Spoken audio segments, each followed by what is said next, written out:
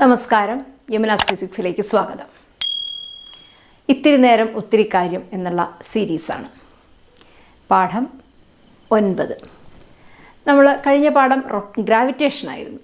അതൊരല്പം നീളമുള്ള ഒരു വീഡിയോ ആയിരുന്നു. 1 മണിക്കൂർ ഏറെക്കുറെ വന്നു. അതിനകത്ത് 5 പ്രധാനപ്പെട്ട കാര്യങ്ങളും ഉണ്ടായിരുന്നു. അപ്പോൾ അതിലും ചുരുക്കി പറയാനുള്ള പ്രയാസം കൊണ്ട് അത്രത്തോളം നീണ്ടു. ഇനി സെക്കൻഡ് ബുക്ക് നമ്മൾ തുടങ്ങുകയാണ്. ഞാൻ പറഞ്ഞു, ഈ സീരീസ് ക്വസ്റ്റ്യൻ പേപ്പറിനെ മുൻനിർത്തി മാത്രമാണ് സംസാരിക്കുന്നത്.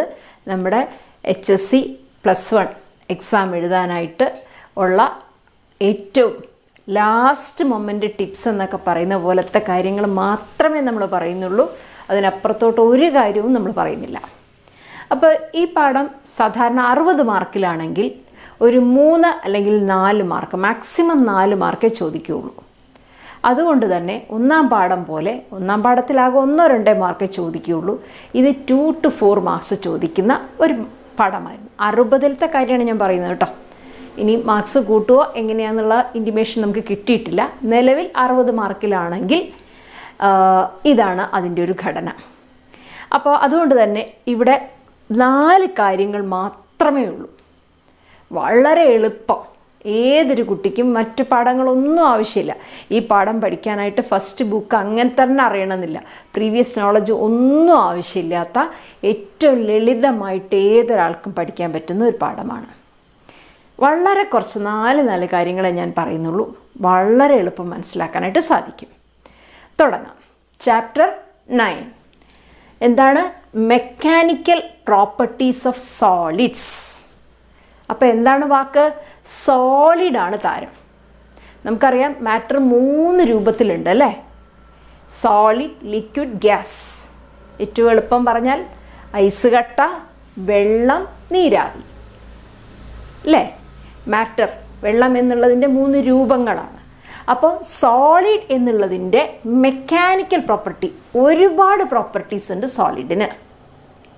നമ്മളതിലെ ഒരു കുഞ്ഞു പ്രോപ്പർട്ടിയിലേക്ക് മാത്രം ഒന്ന് കണ്ണോടിക്കാം.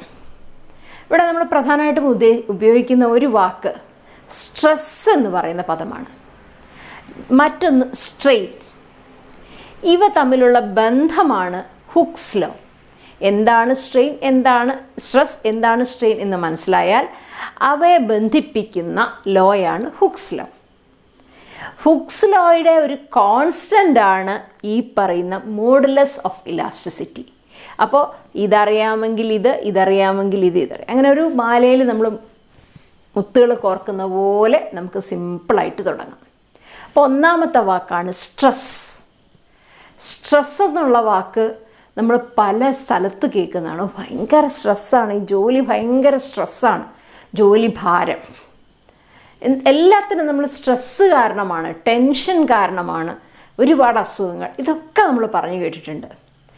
ഫിസിക്സിൽ സ്ട്രെസ് എന്ന് ഉദ്ദേശിക്കുന്ന ഒരു പരിധി വരെ അത് ശരിയാണ്, എന്നാലും പൂർണ്ണമായിട്ടും അതല്ല. ബുദ്ധിമുട്ട് എന്നുള്ളത് തന്നെയാണ് സ്ട്രെസ് എന്ന് പറയുമ്പോൾ. ഒരാളെൻ്റെ കഴുത്ത് പിടിച്ചങ്ങ് ഞെക്കുക എന്ന് വിചാരിക്കുക. ആ ഞെക്കുന്ന ആളുടെ ശക്തിക്കനുസരിച്ചാണല്ലോ എൻ്റെ മുഖത്തെ എക്സ്പ്രഷൻ അല്ലേ? ചുമ്മാ ഇങ്ങനെ തടവുകയാണെങ്കിൽ ഒരു കുഴപ്പമില്ല. ഒന്നും കൂടെ അമർത്തി ഞെക്കി ഒരല്പം കൂടെ മുഖഭാവം മാറും. അല്ലാണ്ട് അങ്ങ് ഞെരിച്ച് പിടിച്ചു കഴിഞ്ഞാൽ പറയേണ്ട ആവശ്യമില്ലല്ലോ. അപ്പോൾ അപ്ലൈഡ് ഫോഴ്സ് എന്നാണ് ഇതിന് പറയുക. എൻ്റെ ബോഡിയിൽ, എൻ്റെ മൈൻഡിൽ ഉണ്ടായ ഒരു സ്ട്രെസ്, ആ വാക്ക് തന്നെയാണ് ഇവിടെ സ്ട്രെസ് എന്ന് ഉദ്ദേശിക്കുന്നത്. പക്ഷെ ഇത് അപ്ലൈ ചെയ്യുന്നത് സോളിഡ്സിൻ്റെ മുകളിലാണ്. സോളിഡ്സ്. അപ്പോൾ സോളിഡ്സ് എന്ന് പറയുമ്പോൾ തന്നെ ഒരു പഞ്ഞി സോളിഡാണ്, ഒരു ഇരുമ്പ് ദണ്ട് സോളിഡാണ്, ഒരു റബ്ബർ പന്ത് സോളിഡാണ്. ഇതൊക്കെ സോളിഡാണ്. പക്ഷേ ഇതിലെല്ലാം ഞാൻ അപ്ലൈഡ് ഫോഴ്സ് കൊടുക്കുമ്പോൾ എല്ലായിടത്തും ഒരുപോലെയല്ല അനുഭവപ്പെടുന്നത്. ഉദാഹരണമായിട്ടൊരു സ്പ്രിങ് പിടിച്ച് വലിക്കുക എന്ന് വിചാരിക്കുക. നമ്മുടെ പെന്നിലൊക്കെയുള്ള സ്പ്രിങ് പിടിച്ചൊന്ന് വലിക്കുക എന്ന് വിചാരിക്കുക. അല്ലാണ്ടങ്ങ് വലിച്ചു കഴിഞ്ഞാൽ പിന്നെ അത് അങ്ങനെ തന്നെ നിൽക്കും, തിരിച്ചു പോവില്ല. പക്ഷെ ഒരു മയത്തിലൊക്കെയാണ് പിടിച്ച് വലിച്ചെങ്കിൽ അത് മടങ്ങി വരും അല്ലേ? അപ്പം 2 വാക്ക് ഞാൻ പറഞ്ഞു. ഒന്ന് അപ്ലൈഡ് ഫോഴ്സ്, ഞാൻ വലിച്ചത്. 2 ഞാനത് വിട്ട് കഴിഞ്ഞപ്പോൾ അത് തിരികെ പോയത്, റീസ്റ്റോറിങ് ഫോഴ്സ്. എന്താണ്? Restoring force. അപ്പോൾ ആ റീസ്റ്റോറിങ് ഫോഴ്സിൻ്റെ ഡിവൈഡഡ് ബൈ ഏരിയ, എവിടെയാണോ ഇത് അപ്ലൈ ചെയ്തത്, ഉദാഹരണം ഒരു പന്തിലാണ് ഞാൻ അപ്ലൈ ചെയ്തതെന്ന് വിചാരിക്കുക, റബ്ബർ പന്ത്, ബൗൺസ് ചെയ്യുന്ന റബ്ബർ പന്താണെന്ന് വിചാരിക്കുക. റേഡിയസ് 6 ആണെങ്കിൽ അതിൻ്റെ ഏരിയ 4πr² ആയിരിക്കും. അപ്പോൾ ആ ഏരിയയിലേക്കാണ് ഞാൻ അപ്ലൈഡ് ഫോഴ്സ് കൊടുത്തത്. ആ അപ്ലൈഡ് ഫോഴ്സ് കൊടുത്ത് ഞാൻ അതിനെ പ്രസ് ചെയ്തു. അപ്പോൾ അതിനിഷ്ടം പൂർവ്വസ്ഥിതിയിലേക്ക് വരാൻ അത് ശ്രമിക്കുമ്പോൾ റീസ്റ്റോർ എന്ന് പറഞ്ഞാൽ പൂർവ്വസ്ഥിതിയിലേക്കാക്കുക, റീസ്റ്റോറിങ് ഫോഴ്സ് എന്ന് പറയും. അപ്പോൾ സ്ട്രെസ് എന്ന് പറഞ്ഞാൽ എന്താണ്? The restoring force per unit area. Restoring force per unit area, അതിനെ നമ്മൾ സ്ട്രെസ് എന്ന് പറയുക. ഇനി സ്ട്രെസ്സിൻ്റെ ഡെഫിനിഷനും അങ്ങനെ തന്നെയാണ്, restoring force divided by area unit. അപ്പോൾ യൂണിറ്റ് എന്ത് വരും? ഇക്വേഷൻ എന്ത് വരും? Force upon area. യൂണിറ്റ് എന്ന് പറഞ്ഞാൽ ന്യൂട്ടൺ ബൈ മീറ്റർ സ്ക്വയർ. ഇത് സത്യത്തിൽ പ്രഷറിൻ്റെ കൂടെ യൂണിറ്റ് അല്ലേ? Force, restoring force by area എന്ന് പറയുമ്പം force applied normal to an area എന്ന് പറഞ്ഞാൽ പ്രഷറുമാണ്. ഇതും നോർമലായിട്ട് നമുക്ക് അപ്ലൈ ചെയ്യാം, ടാൻജൻഷ്യലായിട്ടും അപ്ലൈ ചെയ്യാം. അതിലേക്ക് നമ്മളിപ്പോൾ വരാം. അപ്പോൾ ഇതിൻ്റെ unit newton per metre square, pascal അഥവാ PA. ഇനി യൂണിറ്റ് പഠിച്ചാൽ നമുക്ക് ഡയമെൻഷൻ എളുപ്പമല്ലേ? അപ്പോൾ ഡയമെൻഷൻ ഒന്ന് എഴുതി നോക്കാം. ഫോഴ്സിൻ്റെ ഡയമെൻഷൻ mL/T⁻². രണ്ടാം പാഠത്തിൽ നമ്മൾ വിശദമായി ഡയമെൻഷൻ പഠിക്കുന്നുണ്ട്. Divided by area L². അപ്പോൾ ഇവിടുത്തെ ഒരെല്ലാം പോയി കഴിഞ്ഞാൽ ബാക്കി mL മോളിൽ പോകുമ്പോൾ π−1, T⁻² അവിടെ തന്നെയുണ്ട്. ഇനി നമ്മൾ ഫോഴ്സ് അപ്ലൈ ചെയ്തതിൻ്റെ ഭാഗമായിട്ട് ഒരു വസ്തുവിനുണ്ടാവുന്ന വേദന, അപ്പോൾ ഞാൻ പറഞ്ഞു എൻ്റെ കഴുത്ത് ഞെക്കുമ്പോൾ എനിക്ക് ഉണ്ടാവുന്ന ആ ബുദ്ധിമുട്ടിനെയാണ് നമ്മൾ സ്ട്രെയിൻ എന്ന് പറയുന്നത്. അപ്പോൾ സ്ട്രെയിൻ എന്ന് പറയുന്നത് അതൊരു റേഷ്യോ ആണ്. ആദ്യം ഉണ്ടായിരുന്നത് ചേഞ്ച് ഇൻ ഡയമെൻഷൻ എന്ന് പറയുമ്പോൾ നമുക്ക് നീളമാവാം, വീതിയാവാം, ഉയരമാവാം. നമുക്കറിയാം 3 ഡയമെൻഷൻസ് നമ്മൾ പഠിച്ചിട്ടുണ്ട്. 1 ഡയമെൻഷൻ, 2 ഡയമെൻഷൻ, 3 ഡയമെൻഷൻ. നീളമാവാം, അത് 1 ഡയമെൻഷൻ, 2 ഡയമെൻഷൻ ആകുമ്പോൾ പ്ലെയിൻ ആവാം, 3 ഡയമെൻഷൻ ആകുമ്പോൾ വോളിയം ആവാം. അപ്പോൾ ഇങ്ങനെ പലതരത്തിൽ ഒരു വസ്തുവിന് ചേഞ്ച് ഉണ്ടാവാം. അപ്പോൾ change in dimension divided by original dimension, ഇതിനെയാണ് നമ്മൾ സ്ട്രെയിൻ എന്നുള്ള പദത്തിൽ ഉപയോഗിക്കുക. അപ്പോൾ നമുക്ക് 3 സ്ട്രെയിൻ അറിയണം. 1 ലെങ്ത്ത്, 2 വോളിയം, 3 അതിൻ്റെ ഷേപ്പാണ്. അപ്പോൾ സ്ട്രെയിൻ എന്ന് പറഞ്ഞാൽ എന്താണ്? നമ്മൾ സ്ട്രെസ്സ് കൊടുക്കുന്നതിൻ്റെ ഭാഗമായിട്ട് ഒരു വസ്തുവിനുണ്ടാവുന്ന വ്യതിയാനം, അത് ലെങ്ത്തിനാവാം, ഏരിയയ്ക്കാവാം, വോളിയത്തിനാവാം, ഷേപ്പിനാവാം, എന്തുമാവാം. അപ്പോൾ ഒരു റബ്ബർ ബാൻഡ് നമ്മൾ വെറുതെ പിടിച്ചങ്ങ് വലിക്കുകയാണെന്ന് വിചാരിക്കുക. വല്ലാതെ ശക്തിയിൽ വലിച്ചാൽ പൊട്ടിപ്പോകുന്നറിയാം നമുക്ക്. പക്ഷേ അത് തിരിച്ചു വരത്തക്ക രീതിയിൽ ഒരു ഫോഴ്സ് അപ്ലൈ ചെയ്യാമെന്ന് വിചാരിക്കുക. അപ്പോൾ ആദ്യം അതിന് L ലെങ്ത്താണ് ഉണ്ടായിരുന്നതെങ്കിൽ, സപ്പോസ് ആ ഒരു വസ്തുവിന് ഒരു റബ്ബർ ബാൻഡ് ആണെങ്കിൽ അതിന് ആദ്യം ഒരു L ലെങ്ത്താണ് ഉണ്ടായിരുന്നതെന്ന് വിചാരിക്കുക. നമ്മൾ ഫോഴ്സ് കൊടുത്തു കഴിയുമ്പോൾ ഇത് അല്പം കൂടെ നീണ്ടു. അപ്പോൾ എക്സ്ട്രാ ലെങ്ത് ΔL. ആദ്യം ഉണ്ടായിരുന്നത് L. അപ്പോൾ ഇതാണ് അതിൻ്റെ ഒറിജിനൽ ഡയമെൻഷൻ അഥവാ ലെങ്ത്. പുതിയത് ചേഞ്ച് എത്രയാണ് സംഭവിച്ചത്? Lൻ്റെ ഒപ്പം ΔL കൂടെ കൂടി. അപ്പോൾ പുതിയ ലെങ്ത് എത്രയാ? L + ΔL. L + ΔL നിന്ന് L കുറച്ച് കഴിഞ്ഞാൽ ΔL. അപ്പോൾ അതാണ് ചേഞ്ച് ഇൻ ഡയമെൻഷൻ. ഇവിടെ ലെങ്ത് ആണ് ഉദ്ദേശിക്കുന്നത്, അതുകൊണ്ട് ലോഞ്ചിറ്റ്യൂഡിനൽ സ്ട്രെയിൻ. അപ്പോൾ ചേഞ്ച് ഇൻ ലെങ്ത് ആണ്. ഇതെന്താണ്? Length. Change in length by original length, അതാണ് ലോഞ്ചിറ്റ്യൂഡിനൽ സ്ട്രെയിൻ. ഇനി വോളിയം അഥവാ ബൾക്ക്, മൊത്തം ഞാൻ നേരത്തെ പറഞ്ഞില്ലേ, ഒരു പന്ത് എൻ്റെ കയ്യിലുണ്ട്, റബ്ബർ പന്ത് എൻ്റെ കയ്യിലുണ്ട് എങ്കിൽ ഞാൻ അതിനെ വല്ലാതെ ശക്തിയിൽ അമർത്തി എന്ന് വിചാരിക്കുക. അപ്പോൾ എല്ലാ സ്ഥലത്തും ഞാൻ നോർമലായിട്ട് ഫോഴ്സ് കൊടുത്ത് അതിങ്ങനെ ഞെങ്ങിന്ന് വിചാരിക്കുക. അപ്പോൾ അതിൻ്റെ വോളിയം കുറഞ്ഞു, ഷ്രിങ്ക് ചെയ്തു. അപ്പോൾ ആദ്യം V വോളിയം ഉണ്ടായിരുന്ന പന്ത് ഒരല്പം അതിൻ്റെ വോളിയം കുറഞ്ഞു. എത്രയാണ് ആ വോളിയം കുറഞ്ഞത്? Divided by original volume. അതിന് പറയുന്ന പേരാണ് വോളിയം സ്ട്രെയിൻ. അപ്പോൾ രണ്ടാമത്തെ പദമാണ് വോളിയം സ്ട്രെയിൻ. ലോഞ്ചിറ്റ്യൂഡിനൽ സ്ട്രെയിൻ ലെങ്ത്തിനാണെന്ന് പറഞ്ഞു, വോളിയം സ്ട്രെയിൻ വോളിയത്തിനാണെന്ന് പറഞ്ഞു. മൂന്നാമത്തെ പദമാണ് ഷിയറിംഗ് സ്ട്രെയിൻ അഥവാ ടാൻജൻഷ്യൽ സ്ട്രെയിൻ. ഇതെന്തുകൊണ്ട് എന്ന് ചോദിച്ചാൽ, ടാൻജൻഷ്യലായിട്ടാണ് നമ്മൾ ഫോഴ്സ് കൊടുക്കുന്നത്. എന്താ ടാൻജൻഷ്യൽ എന്ന് പറഞ്ഞാൽ, ഇപ്പം നമ്മൾ സാധാരണഗതിയിൽ ഒരു കട്ടി കൂടിയ ഒരു ഡിക്ഷണറി ആണെന്ന് വിചാരിക്കുക. ആ ഡിക്ഷണറിയുടെ മുകളിൽ ഞാൻ ഇങ്ങനെ അമർത്തുകയാണ്, നന്നായിട്ട് പ്രസ് ചെയ്യുകയാണെന്ന് വിചാരിക്കുക. നമ്മൾ പറയും ആ സർഫസിന് പെർപെൻഡിക്കുലറായിട്ട് അഥവാ നോർമലായിട്ടാണ് ഫോഴ്സ് കൊടുത്തതെന്ന് പറയും. അതേ കട്ടി കൂടിയ ഡിക്ഷണറി ഞാൻ ഈ സൈഡിൽ നിന്ന് ആ ഡിക്ഷണറി ഇങ്ങനെ ഇരിക്കുകയാണ്, ടേബിളിൻ്റെ മുകളിൽ ഇരിക്കുകയാണ്. ഞാൻ അതിൻ്റെ മുകളിലോട്ട് ഇങ്ങനെ തെന്നി, അതിൻ്റെ മുകളിൽ ആ ചട്ടയുടെ മുകളിലോട്ട് ഇങ്ങനെ തെന്നിയാണ് ഫോഴ്സ് കൊടുക്കുന്നതെങ്കിൽ ഇങ്ങനെ ഇരിക്കുന്ന ഡിക്ഷണറി കുറേ പേജസ് ഉണ്ടാവുമല്ലോ, അത് നമുക്കിങ്ങനെ ചരിയുന്നതായിട്ട് കാണാം. അപ്പോൾ നമ്മൾ ഫോഴ്സ് കൊടുക്കുന്ന ആ ഫോഴ്സിന് പാരലായിട്ടാണ്. ഇതായിരുന്നു എൻ്റെ ഡിക്ഷണറി, അവിടെ ഞാൻ ഈ തരത്തിലാണ് ഫോഴ്സ് കൊടുക്കുന്നത്. നേരത്തെ നോർമൽ ഫോഴ്സ് എന്ന് പറയുമ്പോൾ നമ്മൾ നേരെ വെർട്ടിക്കലി ഇങ്ങനെയാണ് കൊടുക്കുന്നത്. അപ്പോൾ ടാൻജൻഷ്യലായിട്ട് അഥവാ ആ സർഫസിന് പാരലായിട്ട് ഈ ഡയറക്ഷനിൽ കൊടുക്കുന്നതിന് പറയുന്ന പേരാണ് ടാൻജൻഷ്യൽ ഫോഴ്സ്. അപ്പോൾ ഇവിടെ ഞാനൊരു ഫോഴ്സ് കൊടുക്കുന്നുണ്ട്, ഇതിന് പറയുന്ന പേര് ടാൻജൻഷ്യൽ ഫോഴ്സ് ആണ്. എങ്ങനെയാണ് കൊടുക്കുന്നത്? ഇതാണ് ഏരിയ, ഈ ഏരിയ, ഇത് ഏരിയ എ, ഇതും ഏരിയ എ തന്നെയാണ്. ഈ ഏരിയയ്ക്ക് അതിൻ്റെ സർഫസ്, ഈ അടി ഇവിടെ ഫിക്സ് ചെയ്ത് വെച്ചിരിക്കുകയാണ്. ഇത് ഫിക്സ്ഡ് ആണ്, ഈ സർഫസ് ഫിക്സ്ഡ് ആണ്, ഈ അടി മൊത്തം ഫിക്സ്ഡ് ആണ്, ഈ ഏരിയ മൊത്തം ഫിക്സ് ചെയ്ത് ഉറപ്പിച്ച് വെച്ചിരിക്കുക. അടിഭാഗം ഇളകില്ല. ഇതിൻ്റെ മുകൾ ഭാഗം മാത്രം ഞാൻ അങ്ങോട്ട് തെന്നി ഇങ്ങനെ ഫോഴ്സ് ടാൻജൻഷ്യലായിട്ട് കൊടുത്ത് ആ മുകൾ ഭാഗം മാത്രം സ്ലൈഡ് ചെയ്തു.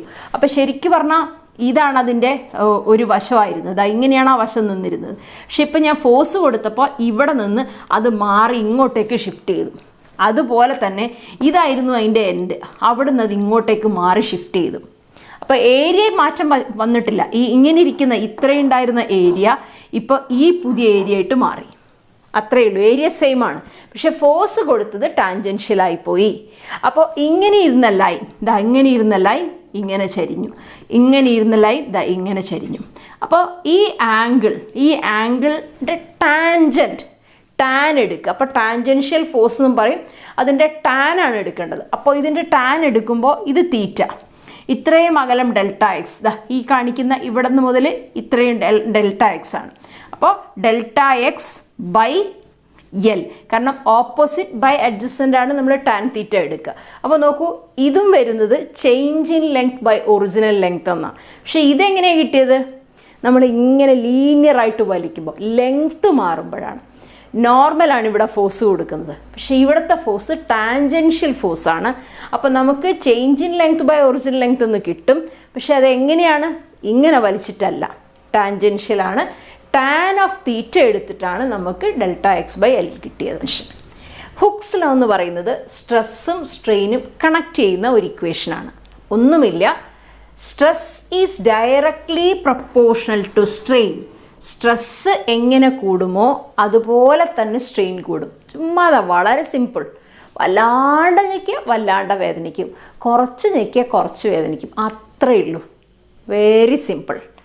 മനസ്സിലായല്ലോ? നമ്മളൊരു സ്പ്രിങ്ങിനെ പിടിച്ച് വല്ലാണ്ട് വലിച്ചാൽ വല്ലാണ്ട് വലിയും, ചെറുതായിട്ട് വലിച്ചാൽ ചെറുതായിട്ട് വലിയും. എന്താ സ്ട്രെസ്സ്? ഫോഴ്സ് തന്നെയല്ലേ. അപ്പോൾ കുറച്ച് ഫോഴ്സ് കൊടുത്താൽ കുറച്ച് വലിയും, കൂടുതൽ ഫോഴ്സ് കൊടുത്താൽ കൂടുതൽ വലിയും, അത്രേ പറഞ്ഞിട്ടുള്ളൂ. പക്ഷെ ഒരു കണ്ടീഷനുണ്ട്, ഇത് പ്രപ്പോർഷണലാവുന്നൊരു കണ്ടീഷൻ, ഇലാസ്റ്റിക് ലിമിറ്റ്. അതേലോ, നമ്മൾ ഒരു റബ്ബർ ബാൻഡ് വല്ലാണ്ടങ്ങ് വലിച്ചത് പൊട്ടിയങ്ങ് പോവില്ലേ? പക്ഷേ നമ്മളതിനൊരു പാകത്തിന് വലിക്കുകയാണെന്ന് വയ്ക്ക്, നമ്മൾ വലിച്ചു വിട്ടാൽ അത് പൂർവ്വസ്ഥിതിയിലാവില്ലേ? അപ്പോൾ പൂർവ്വസ്ഥിതിയിലാവുന്ന ലിമിറ്റിന് പറയുന്ന പേരാണ് ഇലാസ്റ്റിക് ലിമിറ്റ്. നമ്മൾ ഫോഴ്സ് അപ്ലൈ ചെയ്തു, ആ വസ്തു വലിഞ്ഞു, അതിൻ്റെ ലെങ്ത്ത് കൂടി. പക്ഷേ ഞാൻ ആ ഫോഴ്സ് ഒഴിവാക്കിയപ്പോൾ, എൻ്റെ അപ്ലൈഡ് ഫോഴ്സ് ഞാൻ കളഞ്ഞപ്പോൾ, മാറ്റിയപ്പം തിരികെ അത് പൂർവ്വരൂപത്തിലേക്ക് വന്നു. അങ്ങനെ തിരികെ യഥാരൂപത്തിൽ ആ പഴയ രൂപത്തിലേക്ക് എത്തുമ്പോൾ നമ്മൾ പറയും റീസ്റ്റോറിങ് ഫോഴ്സ് ഓക്കെയാണ്, വസ്തു പൂർവ്വസ്ഥിതിയിലേക്ക് എത്തി. അതാണ് ഇലാസ്റ്റിക്. ഇലാസ്റ്റിക് എന്നുള്ള മെറ്റീരിയലിൻ്റെ പ്രത്യേകത അതല്ലേ, വലിച്ചു വിട്ടാൽ അത് പതിയെ തിരിച്ചു വരും. പക്ഷേ പ്ലാസ്റ്റിക് എന്നുള്ള വസ്തുവിൻ്റെ അവസ്ഥ എന്താ? നമ്മൾ വല്ലാണ്ടങ്ങ് വലിച്ചു അതിന് നീളം പോയാൽ പൂർവ്വസ്ഥിതിയിലേക്ക് അത് വരില്ല, നീളം മാറി, പിന്നെ അത് പൂർവ്വസ്ഥിതിയിലേക്ക് വരില്ല. നമ്മൾ പ്ലാസ്റ്റിക് ഉരുക്കി കഴിഞ്ഞാൽ അത് വേറെ രൂപത്തിലേക്ക് മാറി, വീണ്ടും പഴയ രൂപത്തിലേക്ക് അത് വരില്ല. വളരെ ഉദാഹരണം മെഴുക് നമ്മളൊന്ന് ഉരുക്കി നോക്കൂ, ഉരുക്കി കഴിഞ്ഞാൽ അത് വേറെ രൂപത്തിലേക്ക് വരും, പഴയ രൂപത്തിലേക്ക് അത് തിരിച്ചു വരില്ല, അത് പ്ലാസ്റ്റിക്കാണ്. മെറ്റീരിയൽ പ്ലാസ്റ്റിക് ആണ്. അപ്പോൾ ഇലാസ്റ്റിക് ലിമിറ്റ് വിട്ടാൽ പിന്നെ ആ വസ്തു പ്ലാസ്റ്റിക് സ്വഭാവത്തിലേക്ക് പോകും, തിരിച്ച് പൂർവ്വസ്ഥിതിയിലേക്ക് വരില്ല. അപ്പോൾ പൂർവ്വസ്ഥിതിയിലേക്ക് മടങ്ങുന്ന ആ ലിമിറ്റിന് പറയുന്ന പേരാണ്, അതായത് അപ്ലൈഡ് ഫോഴ്സ് കൂട്ടി ഒരു പ്രത്യേക ഫോഴ്സ് വന്നു കഴിയുമ്പോൾ തിരിച്ച് പൂർവ്വസ്ഥിതിയിലേക്ക് വരില്ല. ആ ലിമിറ്റിനാണ് നമ്മൾ പറയുന്നത് ഇലാസ്റ്റിക് ലിമിറ്റ്. നമുക്കറിയാം അപ്ലൈഡ് ഫോഴ്സിന് ആനുപാതികമാണ് റീസ്റ്റോറിങ് ഫോഴ്സ് വരിക. കൂടുതൽ അപ്ലൈഡ് ഫോഴ്സിൻ്റെ കൂടുതൽ റീസ്റ്റോർ ചെയ്താലേ മടങ്ങി വരുള്ളൂ. അങ്ങനെ കൊടുത്ത് ഒരു പ്രത്യേക സിറ്റുവേഷൻ വരുമ്പോൾ അതിന് പൂർവ്വസ്ഥിതിയിലെത്താൻ കഴിയില്ല. അപ്പോൾ അത് ഇലാസ്റ്റിക് ലിമിറ്റ് ക്രോസ് ചെയ്തു എന്ന് പറയും. അപ്പോൾ ഇലാസ്റ്റിക് ലിമിറ്റിൻ്റെ ഉള്ളിൽ മാത്രമാണ് ഹുക്സ് ലോ ആപ്ലിക്കബിൾ ആവുക. അത് ഓർത്തോളാം. സ്ട്രെസ് എല്ലായിടത്തും പ്രൊപ്പോർഷണൽ ടു സ്ട്രെയിൻ അല്ല, ഓൺലി വിതിൻ ഇലാസ്റ്റിക് ലിമിറ്റ്. കിട്ടിയല്ലോ? അപ്പോൾ stress is proportional to strain എന്ന് പറഞ്ഞാൽ സ്ട്രെസ് ബൈ സ്ട്രെയിൻ ഒരു കോൺസ്റ്റൻ്റ് അല്ലേ? ആ കോൺസ്റ്റൻ്റ് പറയുന്ന പേരാണ് മോഡുലസ് ഓഫ് ഇലാസ്റ്റിസിറ്റി. ഇനിയും ആ 3 മോഡുലസ് ഓഫ് ഇലാസ്റ്റിസിറ്റി ഏതൊക്കെയാണെന്ന് നമുക്ക് നോക്കാം. 3 ഉണ്ട്. കാരണം ഞാൻ പറഞ്ഞു 3 സ്ട്രെയിൻ ഉള്ളത് കൊണ്ട് തന്നെ 3 മോഡുലസ് ഓഫ് ഇലാസ്റ്റിസിറ്റി ഉണ്ട്. ഒരെണ്ണത്തിൻ്റെ പേരാണ് യങ്സ് മോഡുലസ് വൈ. കാരണം ഇവിടത്തെ ആള് change in length by original length ആണ്. അടുത്തതാണ് ബൾക്ക് മോഡുലസ് ബി. ബൾക്ക് എന്ന് പറഞ്ഞാൽ മൊത്തം വോള്യത്തിൽ ഒരുമിച്ചാണ് നമ്മൾ സ്ട്രെസ്സ് കൊടുക്കുന്നത്. അതുകൊണ്ട് നോർമലായിട്ട് നമ്മൾ ആ ഫോഴ്സ് നോർമലായിട്ട് കൊടുക്കുന്നതുകൊണ്ട് ഇവിടെ F/Aക്ക് നമ്മൾ പ്രഷർ എന്നും പറയാറുണ്ട്. പ്രഷർ, ആ പ്രഷറിൻ്റെ P ആണ് ഞാൻ ഇട്ടിരിക്കുന്നത്. ഇനി ഈ മൈനസ് ഇട്ടിരിക്കുന്നത് എന്താണെന്ന് ചോദിച്ചാൽ ഇവിടെ ചേഞ്ച് ഇൻ വോള്യത്തിന് പകരം ഡിക്രീസ് ഇൻ വോള്യമാണ്. വോള്യം കുറയാണ്. കാരണം നമ്മൾ നോർമലി എല്ലാ സ്ഥലത്തുനിന്നും ഫോഴ്സ് കൊടുത്ത് ആ പന്തിനെ ഞെക്കി ചെറുതാക്കിയതാണ്. അപ്പോൾ അതിൻ്റെ വോള്യം കുറഞ്ഞു. അതുകൊണ്ടാണ് മൈനസ് കാണുന്നത്. അപ്പോൾ ചിലപ്പോൾ നമ്മൾ ഇക്വേഷനിൽ, പക്ഷേ കാൽക്കുലേഷൻ ചെയ്യുന്ന സ്ഥലത്ത് മൈനസിന് പ്രസക്തിയില്ല, നമുക്കതിൻ്റെ മാഗ്നിറ്റ്യൂഡ് മതി. അല്ലാന്നുണ്ടെങ്കിൽ നമ്മൾ -ΔV/V നടും. ഇനി മൂന്നാമത്തെ ആൾ ഷിയർ മോഡുലസ് അഥവാ മറ്റൊരു പേരാണ് റിജിഡിറ്റി മോഡുലസ്. ഷിയറിങ് സ്ട്രെയിനിൻ്റെ മോഡുലസ് ആണ് ഷിയർ മോഡുലസ്. അതുപോലെ തന്നെ വോളിയം സ്ട്രെയിനിൻ്റെ വോളിയം മോഡുലസ് നമ്മൾ പറയാറില്ല. വോളിയം എന്നുള്ളത് ബൾക്ക് എന്നുള്ള പേരാണ് ഉപയോഗിക്കാറ്. ബൾക്ക് മോഡുലസ് വോളിയത്തിന്. ഇനി ഷിയർ മോഡുലസിൻ്റെ പകരം പദമാണ് റിജിഡിറ്റി മോഡുലസ്. ചില ബുക്കിൽ അത് സ്മോൾ n എന്നും കാണാറുണ്ട്, G എന്ന് നമുക്ക് എഴുതാം. അപ്പോൾ ഇവിടെ സ്ട്രെസ് ബൈ സ്ട്രെയിൻ. സ്ട്രെയിൻ എന്താ? Shearing strain. കാൽക്കുലേറ്റ് ചെയ്ത് tan θ ആണ്, നമ്മൾ നേരത്തെ പറഞ്ഞിരുന്നു. അപ്പോൾ tan θയുടെ വാല്യൂ Δx/L. അപ്പോൾ ഇത് രണ്ടും നമുക്ക് നോക്കുമ്പോൾ ഒരുപോലെ തോന്നാം, പക്ഷേ ഒന്നല്ല. ഞാൻ പറഞ്ഞുല്ലോ, ഇത് ലോഞ്ചിറ്റ്യൂഡിനൽ സ്ട്രെയിൻ ആണ്, ഇത് ഷിയറിങ് സ്ട്രെയിൻ ആണ്. ഇനി ഇവിടെ എല്ലാം ന്യൂമറേറ്റർ നോക്കൂ. ഇത് numerator force by area stress, ഇവിടെയും numerator force by area stress, ഇവിടെയും ന്യൂമറേറ്റർ ഫോഴ്സ് ബൈ ഏരിയ. പക്ഷേ ഡിനോമിനേറ്റർ നോക്കൂ, സ്ട്രെയിൻ ആണ്. സ്ട്രെയിൻ എന്ന് പറഞ്ഞാൽ ഇതിന് യൂണിറ്റും ഇല്ല, ഡയമെൻഷനും ഇല്ല. എന്തുകൊണ്ടായിരിക്കും? റേഷ്യോ സെയിം അല്ലേ? Length by length, metre by metre പോയി, ഡയമെൻഷനും പോയി, യൂണിറ്റും പോയി. Volume by volume, metre cube by metre cube പോയി. ഇവിടെയാണെങ്കിൽ മീറ്റർ ബൈ മീറ്റർ വീണ്ടും പോയി. അപ്പോൾ പ്രധാനപ്പെട്ട കാര്യം, യൂണിറ്റ് ആണെങ്കിലും ശരി, ഡയമെൻഷൻ ആണെങ്കിലും ശരി, യങ്സ് മോഡുലസ് ആവട്ടെ, ബൾക്ക് മോഡുലസ് ആവട്ടെ, റിജിഡിറ്റി മോഡുലസ് ആവട്ടെ, ഇത് മൂന്നിൻ്റെയും ഡയമെൻഷൻ ആർക്ക് തുല്യമാണ്? സ്ട്രെസ്സിന്. അപ്പോൾ ഇവരുടെ 3 പേരുടെയും കാര്യമാണ്. ആരുടെ കാര്യങ്ങളായി പറഞ്ഞത്? Y ആണെങ്കിലും B ആണെങ്കിലും G ആണെങ്കിലും ഈ 3 പേരുടെയും യൂണിറ്റും ഡയമെൻഷനും ആരുടേത് തന്നെയാണ്? സ്ട്രെസ്സിൻ്റെയാണ്. പതിവായി ചോദിക്കുന്ന ഒരു ക്വസ്റ്റ്യൻ ഇതാണ്. സാധാരണ ചോദിക്കുന്നത് rubber or steel, which is more elastic?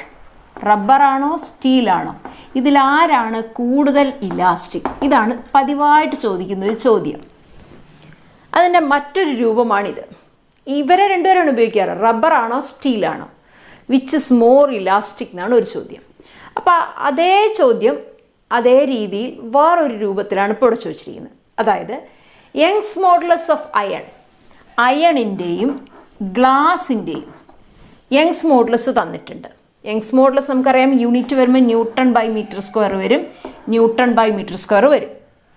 ഇത് അയണിൻ്റെ വാല്യൂ 190, ഗ്ലാസിൻ്റെത് 65. ചോദ്യം ഇതാണ്, ആരാണ് മോർ ഇലാസ്റ്റിക്? ഈ വാക്ക് എപ്പോഴും ശ്രദ്ധിച്ചോണം. മോർ ഇലാസ്റ്റിക് ആണോ ലെസ് ഇലാസ്റ്റിക് ആണോ ചോദ്യം വരുന്നത് നമുക്ക് പറയാൻ പറ്റില്ല, അത് ഓർത്തോളാം. മോർ ഇലാസ്റ്റിക് ആരാണെന്നാണ് ചോദ്യം. അപ്പോൾ എന്താണ് ഇലാസ്റ്റിക് എന്നുള്ള പദം ഞാൻ പറഞ്ഞു. അതായത് നമ്മൾ ഒരു സ്ട്രെയിൻ ഉണ്ടാക്കാൻ നിശ്ചിത ഫോഴ്സ് കൊടുക്കണം. ആ ഫോഴ്സ് കൊടുത്തു കഴിഞ്ഞാൽ അതിന് സ്ട്രെയിൻ ഉണ്ടാവും, വലിച്ചിലുണ്ടാവാം, ഏരിയ മാറാം, പലതും മാറാം. ആ ഫോഴ്സ് വിഡ്രോ ചെയ്യുമ്പോൾ അത് പൂർവ്വസ്ഥിതിയിലേക്ക് വരണം. അതിനെയാണ് നമ്മൾ ഇലാസ്റ്റിക് എന്ന് പറയുക. അപ്പോൾ അത്തരത്തിൽ സ്ട്രെസ് ബൈ സ്ട്രെയിൻ്റെ റേഷ്യോയ്ക്കാണ് നമ്മൾ യങ്സ് മോഡുലസ് എന്ന് പറയുക. അപ്പോൾ ഇവിടെ ഒരു അയൺ വയറും ഒരു ഗ്ലാസ് വയറുമാണ് എടുത്തിട്ടുണ്ടെന്ന് സങ്കല്പിക്കുക. അപ്പോൾ അതിൻ്റെ സ്ട്രെയിനാണ് കാണിച്ചിരിക്കുന്നത്. സ്ട്രെസ് ബൈ സ്ട്രെയിൻ റേഷ്യോ ആണിത്. അപ്പോൾ ഇതിൻ്റെ അർത്ഥം എന്താ? രണ്ട് പേരെയും ഒരു നിശ്ചിത സ്ട്രെയിൻ ഉണ്ടാക്കാൻ, അതായത് ഒരു ഗിവൺ സ്ട്രെയിൻ, രണ്ട് പേർക്കും ഒരേ അളവിൽ സ്ട്രെയിൻ ഉണ്ടാക്കാൻ കൂടുതൽ സ്ട്രെസ് കൊടുക്കേണ്ടത് ആർക്കായിരിക്കും? Stress is high for iron. എന്തുകൊണ്ടാണ്? സ്ട്രെസ് ബൈ സ്ട്രെയിൻ വാല്യൂ അഥവാ യങ്സ് മോഡുലസിൻ്റെ വാല്യൂ കൂടുതലുള്ളത് അയണിനാണ്. അതിൻ്റെ അർത്ഥം എന്താണ്? രണ്ടുപേരും ഒരേ തരത്തിൽ സ്ട്രെയിൻ പ്രൊഡ്യൂസ് ചെയ്യാൻ കൊടുക്കേണ്ട സ്ട്രെസ് കൂടുതൽ ആർക്കായിരിക്കും? അയണിനായിരിക്കും. അപ്പോൾ Young's modulus of iron is greater than Young's modulus of glass. അതുകൊണ്ട് തന്നെ മോർ ഇലാസ്റ്റിക് ആരായിരിക്കും? അയൺ. അപ്പോൾ അയൺ എന്ന് കണ്ടാൽ ഓർത്തോളണം, അയണിൻ്റെ യങ്സ് മോഡുലസ് ഇതാണ്. അപ്പോൾ ഇതിനേക്കാൾ കുറവാണ് റബ്ബർ ആയാലും ശരി, ഗ്ലാസ് ആയാലും ശരി. അപ്പോൾ അതുകൊണ്ട് യങ്സ് മോഡുലസ് ഹയർ ആണ്, മറക്കരുത്. അതുകൊണ്ട് തന്നെ അത് മോർ ഇലാസ്റ്റിക് ആണ്. അപ്പോൾ രണ്ട് ചോദ്യമാണ്. Rubber or steel more elastic? സ്റ്റീലാണ്. Iron or glass more elastic? Iron ആണ്. രണ്ടിൻ്റെ റീസൺ എന്താണ്? യങ്സ് മോഡുലസ് ഹയർ ആണ്. യങ്സ് മോഡുലസ് ഹയർ എന്ന് പറഞ്ഞാൽ അർത്ഥം എന്താണ്? ഇതാണ് അർത്ഥം. കിട്ടിയല്ലോ? അടുത്തത് ഡയറക്റ്റ് ആണ്. ബൾക്ക് മോഡുലസ് തന്നിട്ടുണ്ട്. കാണേണ്ടത് കംപ്രസിബിലിറ്റി. കംപ്രസിബിലിറ്റിയുടെ equation reciprocal of bulk modulus. അപ്പോൾ ഇത് തന്നിട്ടുണ്ട്, ഇതിൻ്റെ റെസിപ്രോക്കൽ കണ്ടാൽ മതി. അപ്പോൾ യൂണിറ്റ് ശ്രദ്ധിക്കണം. യൂണിറ്റ് എന്താണ്?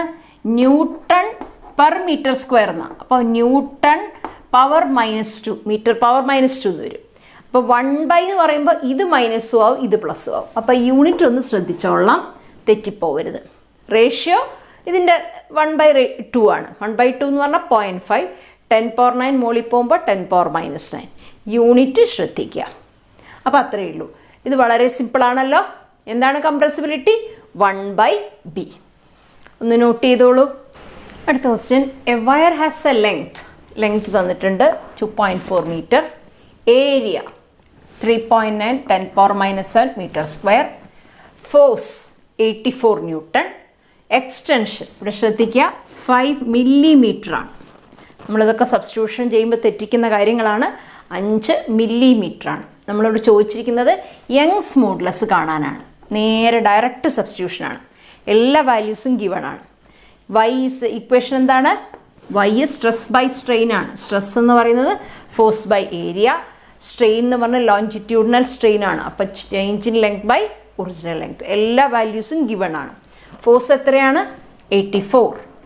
ഏരിയ 3.9 10⁻⁷. ദെൻ ഇവിടെ ചേഞ്ച് ഇൻ ലെങ്ത് എക്സ്റ്റൻഷൻ എന്ന് പറയുന്നത് 5 മില്ലിമീറ്റർ ആണ്. മില്ലിമീറ്ററിനെ എന്താക്കണം? മീറ്റർ ആക്കണം. -3. ഇനിയും ലെങ്ത് അറിയാം 2.4. ഇനി ഇതിനെ ഇത് ഡിവിഷനാണ് അല്ലേ? ഡിവിഷനാണ്. അപ്പോൾ ഡിവിഷൻ ആകുമ്പോൾ അത് ക്രോസ് മൾട്ടിപ്ലൈ ചെയ്യുമ്പോൾ ഗുണിക്കുമ്പോൾ എന്ത് ചെയ്യും? നേരെ തിരിച്ച് ഇത് മുകളിൽ വരും, ഇത് അടിയിൽ പോവും. അപ്പോൾ 2.4 മുകളിൽ വരും, മറ്റത് അടിയിൽ വരും. ഗുണിക്കുകയാണ്. ഇത് ഡിവിഷൻ ആയിരുന്നു, ഇവിടെ നമ്മൾ മൾട്ടിപ്ലിക്കേഷനാണ്. എന്നിട്ട് -7 -3 കൂടെ കൂട്ടുമ്പോൾ -10 അടിയിൽ, അത് മേലെ പോകുമ്പോൾ +10 വരും. ബാക്കി ടേംസ് മൾട്ടിപ്ലൈ ചെയ്യുമ്പോൾ 10.34. യൂണിറ്റ് ശ്രദ്ധിക്കുക. സ്ട്രെസ് ബൈ സ്ട്രെയിൻ എന്ന് പറഞ്ഞാലും സ്ട്രെസ്സിൻ്റെ സെയിം യൂണിറ്റാണ് യങ്സ് മോഡുലസിന് വരിക. സ്ട്രെയിനിന് യൂണിറ്റും ഇല്ല, ഡയമെൻഷനും ഇല്ല. അപ്പോൾ അത് ശ്രദ്ധിച്ചോളാം. സെയിം യൂണിറ്റാണ്. എന്താ? Force newton, area metre square. അപ്പോൾ force by area newton by metre square ആണ് കിട്ടുക.